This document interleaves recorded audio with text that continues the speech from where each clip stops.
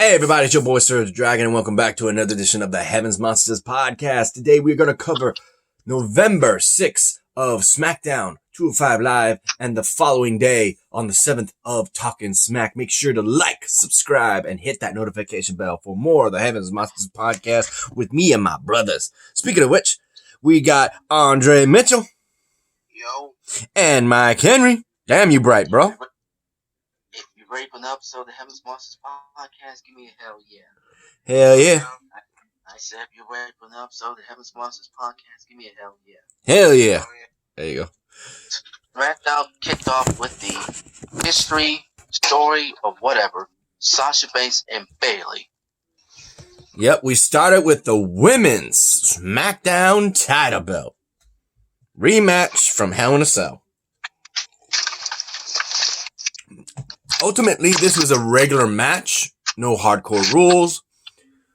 Weapons were seen but not used due to the fact that if they were, the match would have been thrown and the winner would have been Sasha Banks. So, distractions were made in the attempt of winning by Bayley, but the boss Banks wins and retains her championship, destroying the jinx that is her first defense every time. What do you think about that, Mikey? My thoughts is this was Bayley's last chance to get her title back, but unfortunately, she tried to get herself squad by, but lucky for her, Bayley did not get squad by. But unfortunately, she would fall victim to Sasha Banks with that Banks name, so Bayley must get in the back of the line and let other women like Natalya, Ruby Riott, Liv Morgan, Zelina Vega, even Bianca Belair, let other women get their chance. We'll have to wait and see this next week to see who gets the number one contender spot.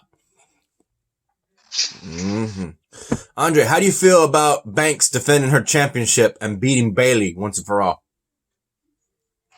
She did a good job. She beat my girl Bayley, but she needed a good butt kicking. And after that, you will not believe who made a surprise return. Ooh. The untouchable Carmella.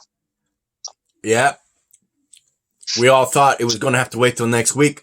Nope. We already know who's going to be the number one contender because she jumped Sasha Banks from behind. It's the new, true version of Carmella. Next after that, a qualifying match for the men's Survivor Series team ends in the back with Rey Mysterio getting jumped, wondering where his daughter is this whole time. King Corbin, who doesn't like the fact that he's not being taken seriously, his issues are being dealt with elsewhere. He jumps him from backstage. The match still continues as scheduled, and King Corbin ultimately fights Rey Mysterio. There's a problem.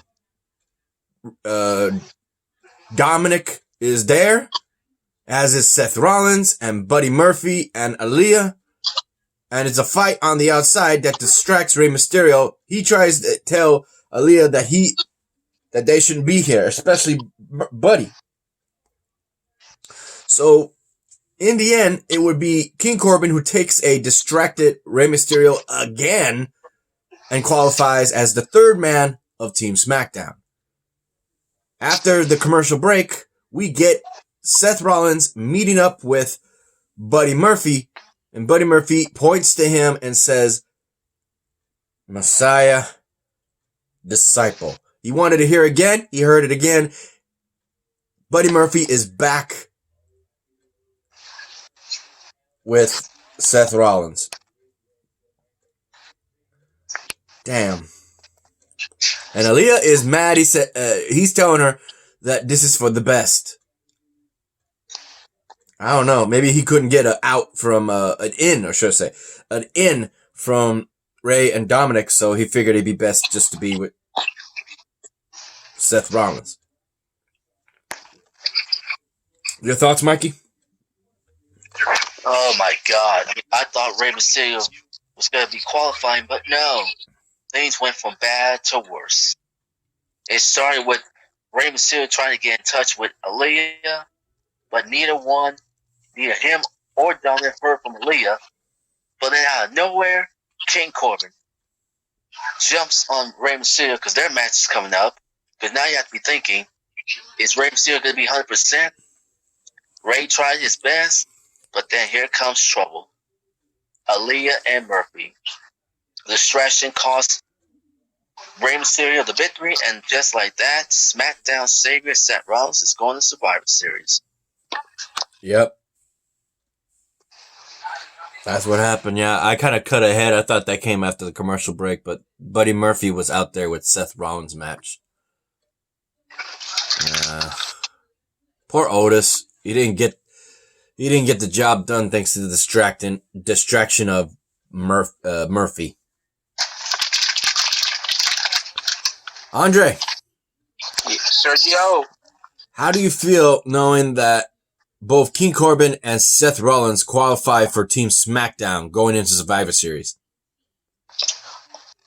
Yeah, I'm not too happy about it, but yeah, it's all right, I guess. They suck anyway. Mm-hmm. This is not looking good, y'all. With Team Raw, they got a bunch of knuckleheads, and now we got a bunch of egomaniacs on Team SmackDown. I'm like, oh my goodness, how is this going to work? It's not going to work. I wish I had Otis on the team. He lost to Seth Rollins.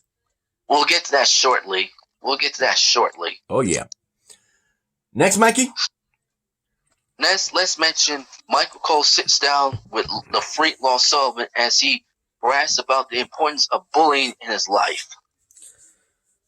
Yeah, and Mikey, you know all too well how I dealt with bullies and how I end up becoming a bully, and you were actually one of the guys I picked on.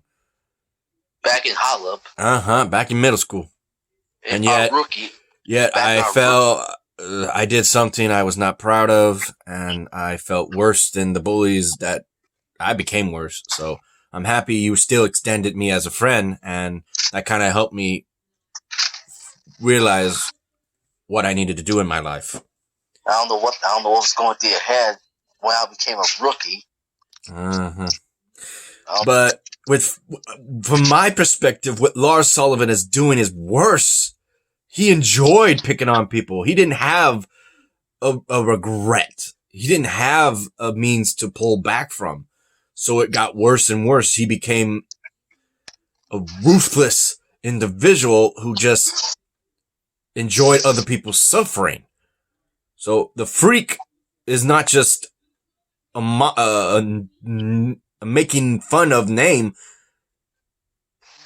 It's something worse for him. You could say it's a trigger word. And it's not doing any good being called the Freak as a icon name for him.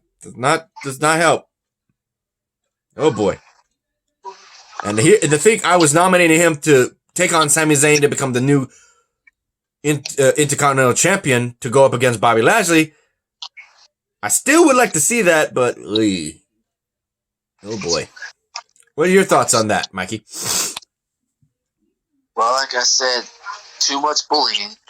I mean, too much bullying. Mm-hmm.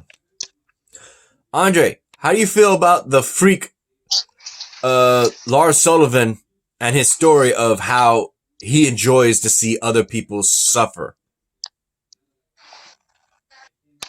It's weird, I guess. I don't know.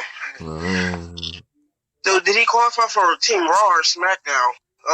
He hasn't even been in a match in a while. Since beating Shorty G, and Shorty G decided to become back to Chad Gable. We haven't seen Chad Gable yet made his debut. It's crazy, man. Oh. You know it's crazy, man. Oh, it is. Next name, Mikey.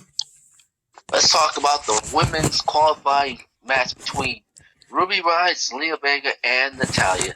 As Natalya continued to brag about competing in the Survivor Series, both Zelina and Ruby Riott with a new haircut.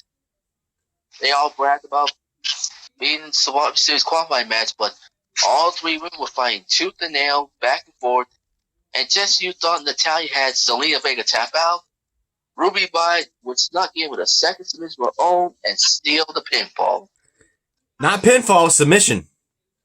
Yeah, she got it with a crossface up on top of the sharpshooter that Natalya had. So the referee was no longer looking at the sharpshooter.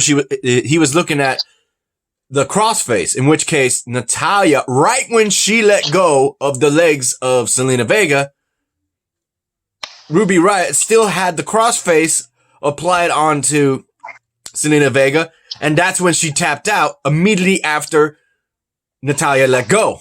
So the automatic win goes to the one still holding the submission, Ruby Riott. And Natalya is livid. Due to the fact, I want to say this, Zelina Vega almost qualified for this match, knowing that all four limbs of Ruby Riott, it's on the image right here. Let me show that. Yeah, this was a almost victorious moment for Zelina Vega. She had Natalya pinned for 2 seconds.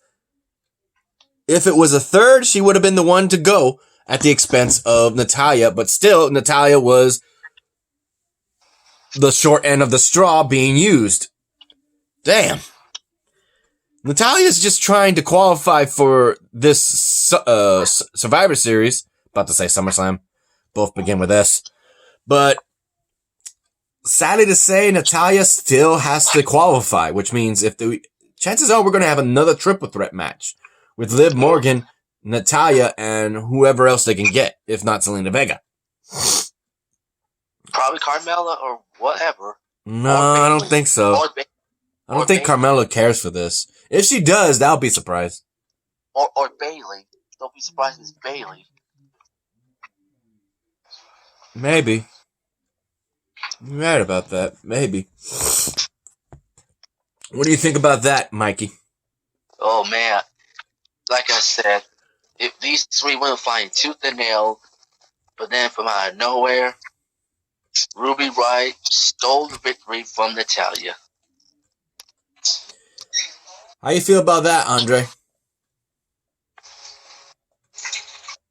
All right, so far. Mm-hmm. How do you feel knowing that Ruby Riott was able to snag a win at the expense of Zelina Vega getting double submission and Natalya not knowing let go, and ultimately the win goes to Ruby Riott, qualifying for Team Smackdown? I wanted, what's your name, Natalya to win, but oh well. Oh, didn't work out. Yeah. Not yet, at least. The next image I see is, we got to talk about this first. An interview for Jey Uso was supposed to happen, but Paul Heyman comes in and asks, did you ask Roman for this? Since he's the chief, nothing goes without him. So he ultimately gets Paul Heyman to have Roman Reigns comes out and asks him, actually tells him that if you want to have an interview, you got to let me know. Because nothing goes on without my say. I am the chief. And you got to fall in line. And he's like, all right, Oos. All right. He even goes as far as to ask Paul Heyman, did you know about this? And he says, no, I did not know. He puts his question, he questions his knowledge since he has him beside him for his knowledge, and he needs him to step up his game. I was like, ooh, even Paul Heyman's getting the rough end of this. Oh, shit. I thought Brock Lesnar was bad. Ooh, this is like a disappointing face going on here. How you feel about that, Mikey? Oh, boy, oh, boy, oh, boy. Once again, Jey Uso is still doing his cup spinning. Next, we got to mention the fact that Kevin Owens is making jokes. Not personal jokes, but a little, haha. Kind of, I'm just joking with you, man. Roman Reigns didn't take that seriously, as well as Jey Uso. So Roman Reigns ordered him to do something about it. So with the influence of the Universal Champion, the Chief, Roman Reigns, this match would come about. Mikey? It will be Jey Uso versus Kevin Owens, but we're going to get to that shortly. What do we got to get before that? Well, we have another qualifying match. It will be what you just mentioned, Seth Rollins versus Otis. And let me tell you, it has been, Otis has been, I'm sorry, I got to feel bad for Otis. I mean, he's gone through so much. Losing his peach, Mandy Rose, thanks to The Miz. Then he loses his Money in the Bank to The Miz, Tucker. Now I'm thinking, can he shake it off and get back in the win column? But then, unfortunately, Murphy climbed up to the ring and distracted Otis. Just that the Smackdown Xavier won the match, leaving the Mysterio family visibly disappointed. Mm-hmm. This little stupid out.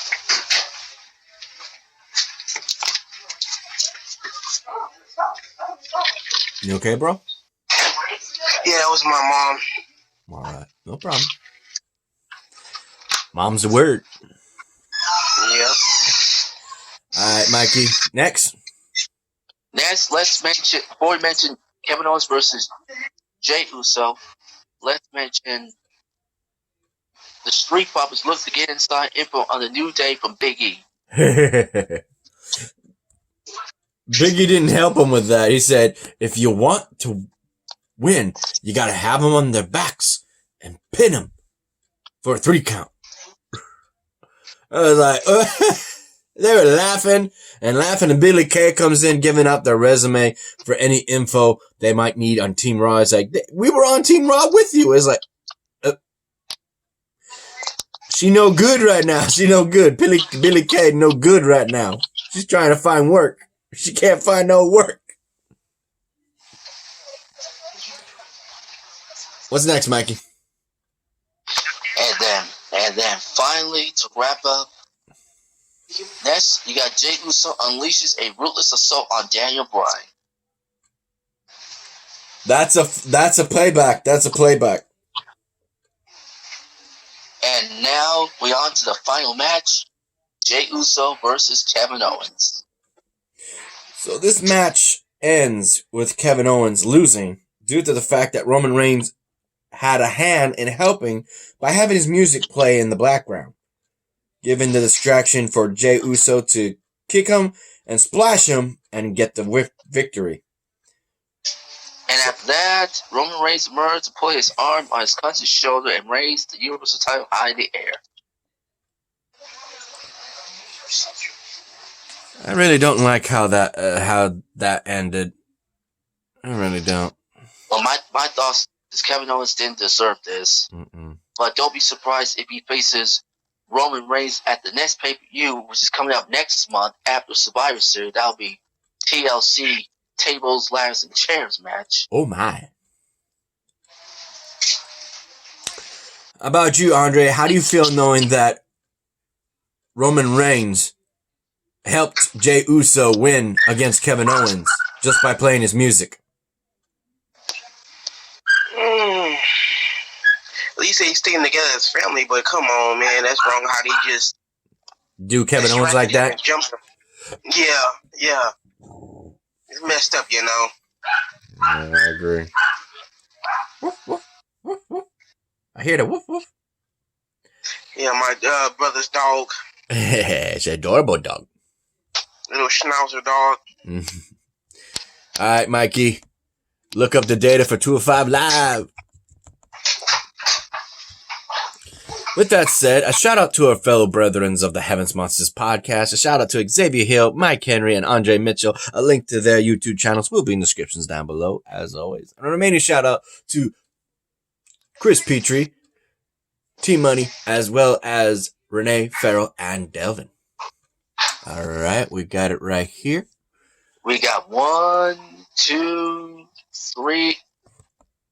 Looks like just two Yeah, it's just 2 matches. Yep, the usual. I was gonna say 3, but it's just 2. The first began with Mansoor versus Ashante the Adonis. Both ended up fighting against the Brian Kendrick and pulling off moves from his playbook, but ultimately it would be Mansoor who wins the match, continuing his non-stop victories. This is just kind of questioning how he has so many victories, but nothing to show for it. I'm still kind of upset about that. What is WWE doing? How about you, Mikey? Mansoor's on a hot streak. He's still undefeated on 205 Live. He posted his 4th singles victory against Asante. How about you, Andre? How do you feel knowing that Mansoor wins again, but is not having anything done with him for his winning streak? That's messed up. I think the W is just cheating him and not using him, or at least rewarding him with a title shot with his wins, you know? Agreed. What's next, Mikey? And the second and final match, a tag team match between Tony Nese and Arya Daivari versus Kurt Stallion and August Gray. Before we get to this match, I want to point out that I did say on our NXT review that I gotta mention this guy because he's the one who's going up against Timothy Thatcher on NXT, Austin Gray. I'm like, oh, so he's that guy. Kurt Stallion was looking for a partner to team up with, and it's a friend he knows long ago, and that's Austin Gray, who actually, like I said, is going up against Timothy Thatcher, most likely next week, actually tonight on NXT. Today's Wednesday, Veterans Day. I got the day off. That's why we're doing this. No spoilers for tonight's NXT. No well, how can I give spoilers? It's not even time yet. What time is it? What time is only it? 5. Yeah, it don't start till 7. We're good. But you haven't watched Raw yet. I watch Raw and Raw Talk. Have you watched Raw Talk? Yeah, I saw it. I was gonna ask you sure you watch Raw. Yeah, we'll cover that. We'll cover that in just a bit. Unless you want to do, I haven't watched Impact yet. Oh, last night. That's what I said. Oh, wait a minute. Yeah, we can cover, Chris Peters just tweeted that. He tweeted? He says he gave the thumbs up, so I'm wondering, where the hell is he? Alright, let's talk about Talking Smack then. Because that match... Oh, yeah. Hold up. Tony Nese and Ari Daivari win using Dirty Hendrick tactics. And that pretty much sums it up. 205 Live is going downhill from here. It sucks. I wish they put in more high-flying qualifying matches. That'd be nice. That'd definitely bring up the ratings, but they don't do that. Sucks. They're wasting it. Damn. Okay, so let's talk about 205 Live. Talking Smack. Talking Smack. Yeah. And like I said, you will not believe who sat next to Caleb Braxton. That big fat wall was Paul Heyman. Yep. He's like, well, I'm being called here because I'm being told to work here. I was like, okay, who's telling him to work there? And he's saying that Roman Reigns wanted him to work there for the sake of knowing that he does not like how Kaylee Braxton is asking all these... Kaylin. Asking all these questions. So who's the first guest? Well, the first guest happens to be. Let me just wait for it. Huh? Because today's guest, you have King Corbin, Seth Rollins, and Carmella. Yep, Carmella was the first one then. Yeah, first was Carmella, who bragged about making her return for the first time since January or February due to this pandemic. Yeah. And I'll say this much, bro. I gotta say this much. Carmella is definitely saying it's all about her. And that everybody's talking about her due to the fact of her jumping Sasha Banks. It's kind of true, and yet at the same time, not really everybody's talking about her. They're more talking about what happened with Roman Reigns and Jey Uso than and the drama going on with the Rey Mysterio family and Seth Rollins and Buddy Murphy. So really, it's true for 15 minutes, literally, and then on to the next thing. Let's say Paul Heyman gets interrupted by the former co-host of Talking Smack, Intercontinental Champion Sami Zayn. Oh, yeah. We gotta talk about that. Sami Zayn was questioning why he was scheduled to actually be there on Talking Smack, and then he's replaced with Paul Heyman, and talking about how significantly that title is the most important thing on the show, and yet Paul Heyman introduces himself and says he is the Universal Champion Chief, and I was like, ooh. Whoa, yeah, you mentioned another title, and he's looking at it like, he can't say Jack. I love it. But then he goes on and says, well, whose fault is this? And she says, it's not me. I can find you annoying, but I don't want you gone. It's most likely Paul. It's like, Paul, tell me. Who is it? And she said, he points at Braxton. He points at her. I was like, you liar. And he looks at him and says, have I ever misguided you or lied to you before? And he's like, yes. Well, not now. It's funny. I was like, what the hell? He hates the fact that he's not being taken seriously due to the fact that he plans on beating Bobby Lashley at Survivor Series. I'm like, I have a hard time believing he really is. I really do. What about you, Maggie? Bleep Sami Zayn. No. Bleep Sami Zayn. No one gives a shit about that son of a bitch. Nope. Andre, how do you feel knowing that Sami Zayn is huffing and puffing but getting no respect? He don't deserve respect.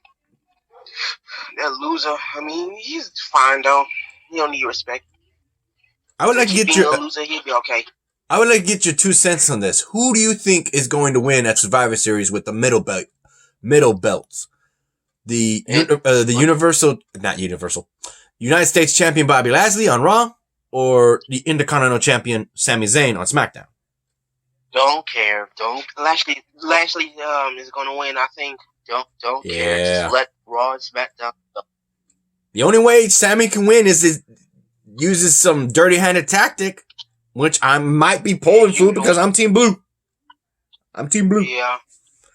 Yep. Yeah, Team Money will say, nah, man, I'm Team Red. I have to wait and see about that. So, who's the next person? Next person, you got King Corbin. Yeah, Paul Heyman greets him as Your Majesty. So, King Corbin talks about, like I said, that he didn't like the fact that Rey Mysterio was focused on something else, not the match at hand, the fate of SmackDown in the Survivor Series match. So he woke him up. He jumped him and said that you need to take this seriously. And he did it again during their match because Rey Mysterio was once again focusing on something else in the match, and he felt that Rey Mysterio was not worthy of it. Some might actually agree with him on that. Hate to say it. But the fact is, here's the issue. He says that he's going to be the leader that actually leads Team SmackDown to victory. So, problematic right there, one. You, Mikey? What do you think about that?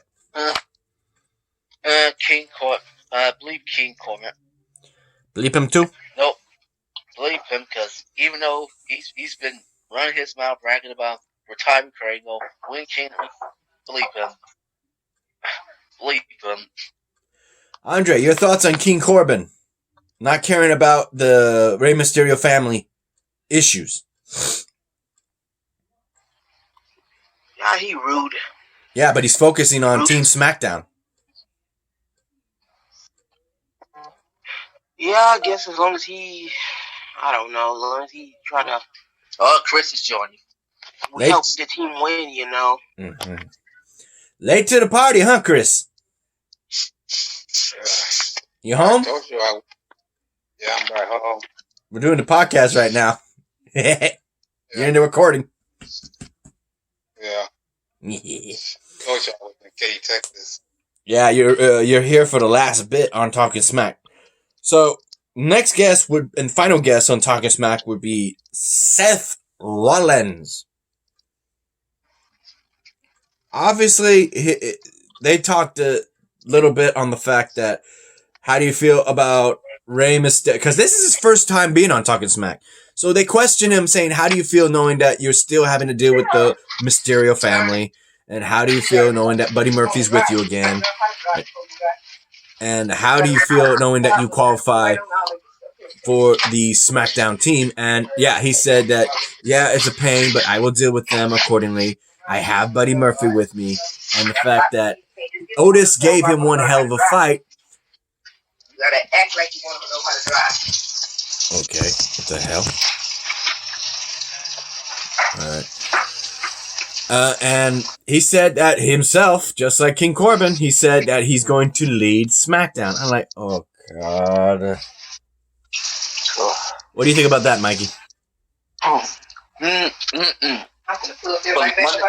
Monday Night Messiah to SmackDown. I'm sorry. No comment. I'm sorry. No comment? I don't know what the hell. I don't know what mess around with the comment. I'm sorry. Seth Rollins is here for now. You, Chris?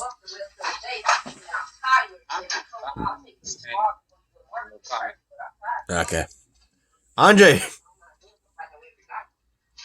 Am I? Yeah, let's go ahead and end this then. You like this video? Give it a thumbs up. You didn't, give it a thumbs down. Hit the subscribe button, like the content, hit that notification bell for the next Seven's Monsters podcast. We'll be right.